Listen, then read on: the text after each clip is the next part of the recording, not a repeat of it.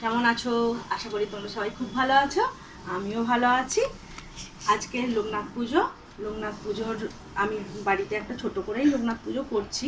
আগে বড় করেই হতো, এখন ছোট করেই করছি।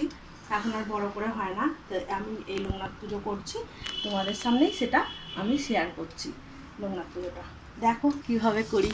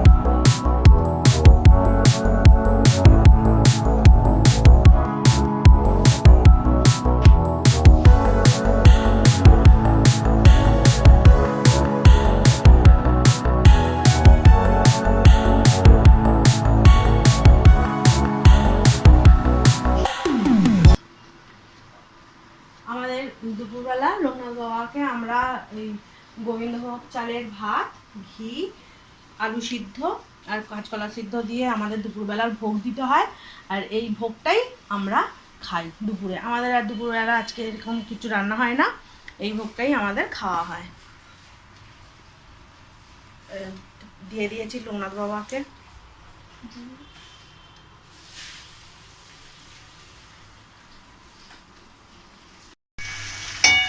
বন্ধুরা, আমরা আবার সন্ধ্যাবেলা থেকে ব্লগটা নিয়ে চলে এসেছি তোমাদের সামনে। এখন সন্ধ্যাবেলা হবে খিচুড়ি, পায়েস আর কাটোয়া ডাকা দিয়ে চচ্চড়ি এখানে করছি। এখন কাটোয়া ডাকা দিয়ে সব রকম সবজি দিয়ে, আলু, বেগুন, রাঙা আলু, কুমড়ো, ঝিঙে, পটল, থোড়, বড়ি, আর এখানে আছে আদা, কাঁচা লঙ্কা আর জিরে বাটবো, বেটার দেবো। এতে শুকনো লঙ্কা, পাঁচফোড়ন ফোড়নে দিয়ে এগুলো একটু ভাজা ভাজা করে নিয়ে তারপর মশলাটা দিয়ে কষিয়ে অল্প একটু জল দিয়ে নুন, মিষ্টি, হলুদ যেমন দেয় ওই দিয়ে তরকারিটা করে নিয়ে তারপরে খিচুড়ি পায়েস বসাবো, বসিয়ে ঠাকুরকে আবার ভোগ দেবো। আর ওই ভোগটাই আবার আমরা রাত্রিবেলা প্রসাদ খাবো। ব্যাস, এই তো হলো। দেখো বন্ধুরা, আমি এখানে খিচুড়ি বসিয়ে দিয়েছি, একদম এক পাখি খিচুড়ি করছি, সব মশলা দিয়ে এখানে বসিয়ে দিয়েছি খিচুড়ি। আর এদিকে হচ্ছে পায়েস, পায়েস আর খিচুড়ি একসঙ্গেই বসিয়ে দিয়েছি। এদিকে হচ্ছে পায়েস বসিয়ে দিয়েছি এদিকে, আর ওদিকে চচ্চড়ি তো হয়েই গেছে। দিয়ে এগুলো হয়ে গেলে এবারে ঠাকুরকে ভোগ দিয়ে দেবো, লোকনাথ বাবাকে ভোগ দিয়ে এবারে আমরা রাত্রিবেলা ওই ভোগটাই খেয়ে নেবো, ব্যাস হয়ে যাবে। চলো তোমাদের একটু চচ্চড়িটা দেখিয়ে দিই কেমন চচ্চড়িটা করেছি। চলো, এই হয়েছে চচ্চড়ি। দেখো বন্ধুরা, আমি লোকনাথ বাবাকে খিচুড়ি, চচ্চড়ি আর পায়েস ভোগে দিয়ে দিয়েছি। আর এখানে আমার গোপুসোনাকে দিয়েছি, পায়েস একটু দিয়েছি ওকে। এই তো হলো আজকের ব্লগ, এখানেই শেষ করছি। ওকে, বাই, টাটা। ভালো লাগলে অবশ্যই সাবস্ক্রাইব, কমেন্ট আর লাইক একটা করে দিও। কমেন্ট করে জানিও কিন্তু কেমন লাগলো আজকের ভিডিওটা। ওকে, বাই, টাটা, গুড নাইট।